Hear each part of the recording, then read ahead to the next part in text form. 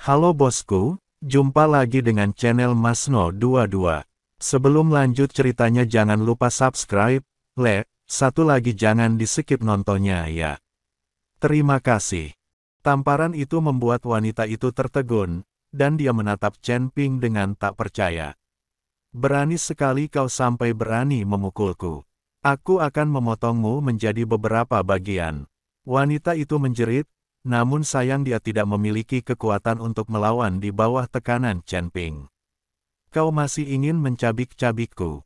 Kau percaya aku akan menelanjangimu sekarang. Setelah Chen Ping selesai berbicara, dia menepukkan telapak tangannya pelan, menghancurkan baju besi putih wanita itu hingga berkeping-keping. Wanita itu saat ini mengenakan gaun ketat, yang memamerkan lekuk tubuhnya yang indah dengan cara yang sangat merangsang. Medannya tidak rata dan jurangnya sulit diratakan. Ketika Humazi melihat ini, air liurnya mengalir keluar seperti air terjun. Wajah wanita itu penuh amarah dan memerah. Akhirnya, wanita itu mulai menangis. Biarkan adikku pergi, biarkan adikku pergi. Melihat ini, Guru Huo berteriak. Chen Ping mengabaikan Guru Huo dan menatap wanita itu dan berkata, "Patuhlah dan aku tidak akan menyakitimu. Sekarang, kamu harus menjawab apapun yang aku tanyakan, atau aku akan menelanjangimu. Kalau begitu, biarkan orang tua ini menunggangimu dan menyiksamu." Wanita itu melirik Humazi yang meneteskan air liur, dan sekilas ketakutan terpancar di matanya. "Siapa namamu?" Chen Ping bertanya. Wanita itu melotot ke arah Chen Ping dan tidak menjawab. "Huo Jingjing, nama adikku adalah Huo Jingjing." Pada saat ini, Guru Huo buru-buru berkata. Huo Jingjing melotot ke arah kakaknya, matanya penuh dengan ketidakberdayaan. "Adik laki-lakiku terlalu pengecut dan tidak memiliki jiwa dewa sama sekali. Apa yang kalian, para pangeran ke-8, lakukan di benua Changsuan? Apakah kalian di sini untuk menjarah sumber daya dan menangkap budak?" Chen Ping bertanya pada Huo Jingjing. Huo Jingjing masih tidak berkata apa-apa, namun Tuan Huo berkata, aku tahu. Kota harimau terbang sekarang sudah diduduki, dan ayah harus mencari tempat baru. Benua Changsuan ini adalah pilihan terbaik. Benua Changsuan cukup besar, dan jumlah penduduknya juga cukup banyak. Yang terpenting adalah benua Changsuan tidak memiliki kekuatan apapun, dan orang yang mengendalikannya hanya berada di level ketiga dari alam abadi longgar, yang benar-benar sampah. Selain itu, tidak ada kekuatan yang mendukung benua Changsuan. Tidak ada master dari benua Changsuan di surga kedua dan surga ketiga. Jadi benua Changsuan adalah yang paling mudah diganggu. Setelah Guru Huo selesai berbicara, puluhan ribu kultivator dari benua Changsuan benar-benar merasa sedikit malu saat ini. Meski kata-katanya kasar dan membuat mereka sangat marah, pada akhirnya itulah faktanya. Benua Changsuan cukup besar dan memiliki cukup banyak pembudidaya, tetapi kekuatan keseluruhannya terlalu lemah. Sekalipun dia menguasai seluruh benua Changsuan, dia hanya memiliki kekuatan alam abadi yang tersebar tingkat 3. Bagaimana dia bisa melawan musuh asing? Izinkan saya bertanya, di mana ayahmu Huo Zhao? Chen Ping bertanya pada Huo Jingjing. Huo Jingjing mendengus dingin. Kali ini, Guru Huo tidak punya cara untuk menjawab, karena dia juga tidak tahu. Dia dibawa ke sini dari Rhino City oleh Chen Ping, jadi dia pasti tidak tahu di mana ayahnya berada. Jika kau tidak memberitahuku, aku akan menelanjangimu. Saat Chen Ping mengatakan ini, dia hendak menelanjangi Huo Jingjing. Mo Qingyun di samping tidak tahan lagi menontonnya. Lagi pula, dia juga seorang gadis. Sekalipun itu adalah kekuatan musuh, terlalu tidak manusiawi untuk memperlakukan seorang gadis dengan cara seperti ini. Namun, sebelum Mo Qingyun sempat membuka mulutnya, tekanan mengerikan tiba-tiba turun dari langit. Para pendeta yang kekuatannya lebih rendah itu semuanya tergeletak di tanah tanpa pertahanan, bahkan ada yang muntah darah dan mati. Huo Zhao terlihat datang dengan kekuatan besar bersama ratusan orang dari 8 istana. Chen Ping, kamu sangat berani, tolong biarkan putriku pergi. Dan kau berjanji akan membebaskan anakku. Mengapa kau mengingkari janjimu? Huo Zhao meraung ke arah Chen Ping dengan wajah ganas. Chen Ping menatap Huo Zhao yang sedang marah, namun tersenyum tipis dan berkata, tarik kembali tekananmu, atau aku akan menyerang putrimu. Melihat penampilan putrimu, dia seharusnya masih perawan.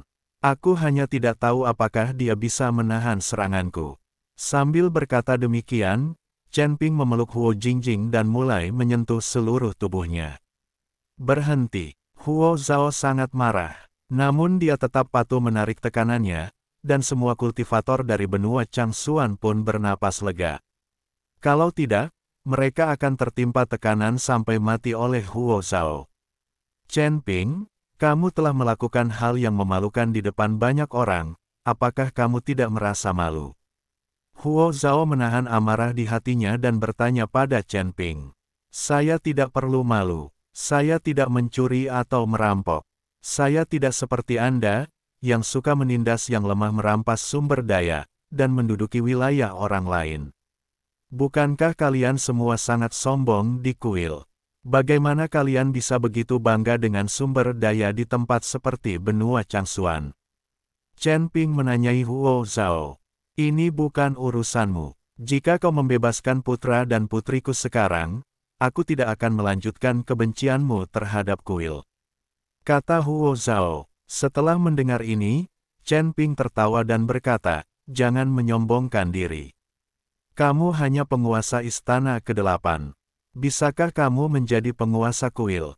Jika saatnya tiba, aku akan memecatmu, penguasa istana ke-8.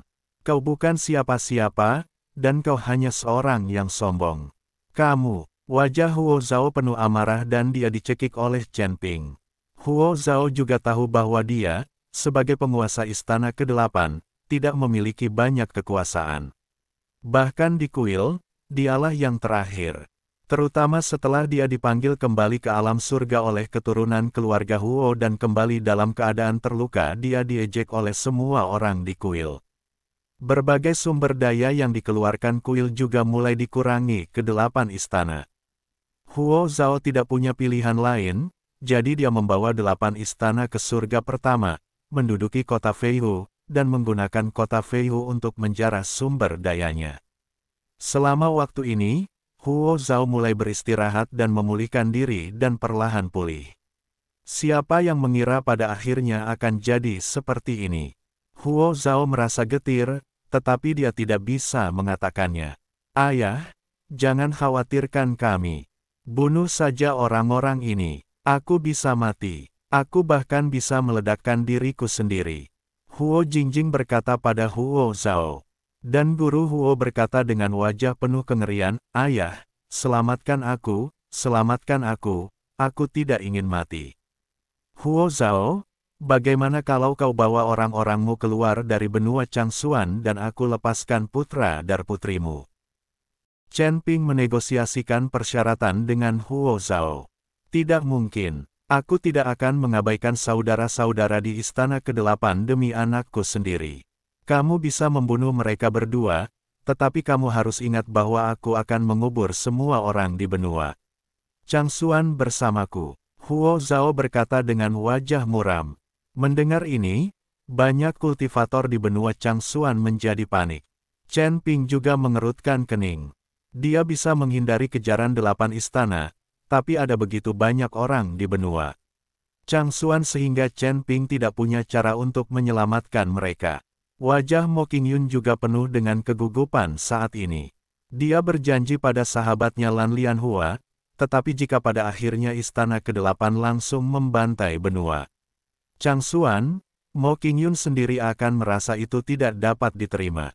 Mo Qingyun memandang Chen Ping dan saat ini hanya bisa menaruh semua harapannya pada Chen Ping. Lihat bagaimana Chen Ping bernegosiasi dengan Huo Zhao. Huo Zhao, berhentilah menyombongkan diri. Kau adalah lawanku yang kalah. Aku bisa mengalahkanmu di alam surga. Dan aku juga bisa mengalahkanmu di sini. Apakah kamu berani bersaing denganku? Jika kamu kalah, segera pimpin orang-orangmu untuk mundur dari benua. Chang Xuan, jika aku kalah, aku akan segera melepaskan putra dan putrimu dan tidak akan pernah ikut campur dalam urusan benua. Chang Xuan, Chen Ping menggunakan provokasi terhadap Huo Zhao. Rekan Taoist Chen, jangan impulsif. Kamu baru berada di level pertama alam abadi longgar, sementara Huo Zhao tampaknya telah mencapai level kelima alam abadi longgar. Jika kamu melawannya, bukankah itu seperti memukul batu dengan telur? Mo Qingyun membujuk Chen Ping. Chen Ping, aku mendukungmu, kamu bisa melakukannya.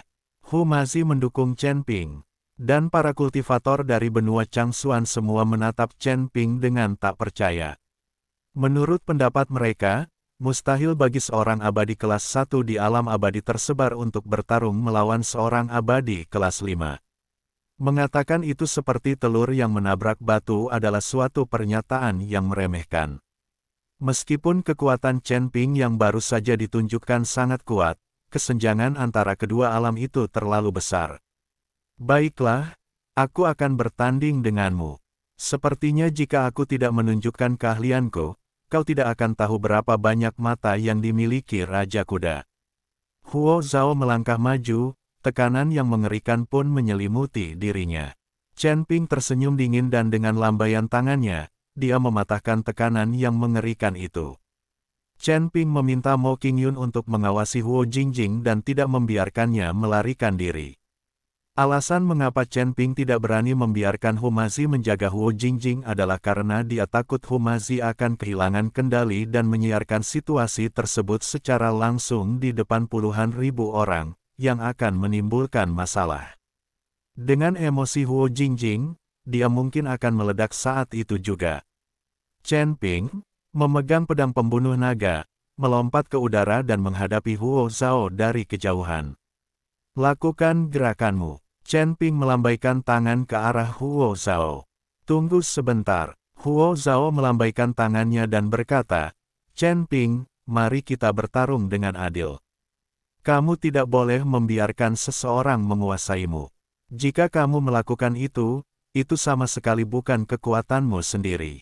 Tidak masalah. Chen Ping mengangguk. Dia tahu bahwa Huo Zhao takut dengan pukulan Raja Iblis Awan Merah, tetapi bahkan tanpa memiliki Raja Iblis Awan Merah, Chen Ping memiliki keyakinan untuk mengalahkan Huo Zhao.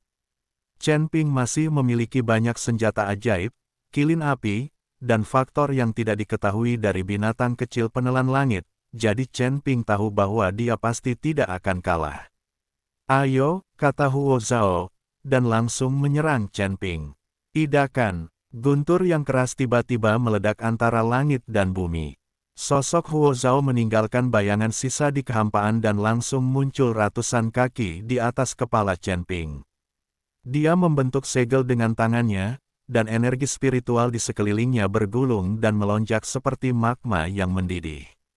Awan dalam radius 100 mil hancur oleh momentum yang mengerikan ini. Telapak tangan Dewa Tiangang.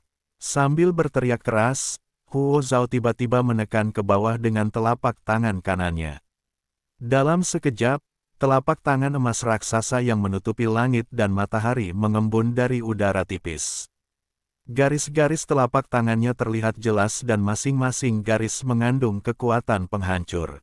Sebelum pohon palem raksasa itu jatuh, tanah di bawahnya sudah mulai runtuh, dan potongan-potongan puing yang tak terhitung jumlahnya hancur menjadi bubuk karena tekanan yang mengerikan. Rekan Taoist Chen, berhati-hatilah. Mo Qingyun menjerit kaget, mengepalkan tangannya, dan kukunya menancap dalam di telapak tangannya. Dia jelas merasakan kekuatan yang terkandung dalam telapak tangan ini. Sekalipun dia berada di puncak level ketiga Lus Immortal, tidak mungkin dia bisa mengatasinya. Sudah berakhir, sudah berakhir. Para pembudidaya benua Chang Xuan tampak pucat, dan banyak dari mereka yang terjatuh ke tanah. Seorang lelaki tua berambut dan berjanggut putih berkata dengan suara gemetar, kekuatan telapak tangan ini kemungkinan akan meratakan area dalam radius 1000 mi. Tepat ketika semua orang mengira Chen Ping ditakdirkan mati, sosok tinggi itu tiba-tiba bergerak.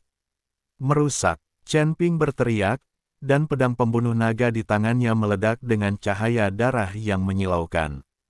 Badan pedang itu bergetar, menimbulkan suara dengungan seperti auman naga. Dia memegang pedang dengan kedua tangan dan mengacungkannya ke atas untuk menghadapi telapak tangan raksasa yang menekannya. Cahaya pedang berwarna merah darah melesat ke angkasa, menggambar lengkungan sempurna di udara, bagaikan bulan darah yang terbit di angkasa. Ledakan. Sebuah ledakan memekakkan telinga bergema di langit. Cahaya pedang merah darah dan telapak tangan raksasa emas bertabrakan di udara, memancarkan cahaya yang menyilaukan. Gelombang kejut kekuatan spiritual yang dahsyat menyebar dalam bentuk lingkaran, menghancurkan semua rumah dalam radius beberapa mil menjadi dua. Setelah asap dan debu menghilang, mata semua orang terbelalak, telapak tangan raksasa yang tampaknya tak terkalahkan itu ternyata terbelah dua. Apa? Pupil mata Huo Zhao tiba-tiba mengecil dan otot-otot wajahnya berkedut tidak wajar. Dia menatap Chen Ping dengan saksama, suaranya dipenuhi ketidakpercayaan, bagaimana mungkin kau, seorang dewa abadi kelas 1, bisa mematahkan telapak tanganku?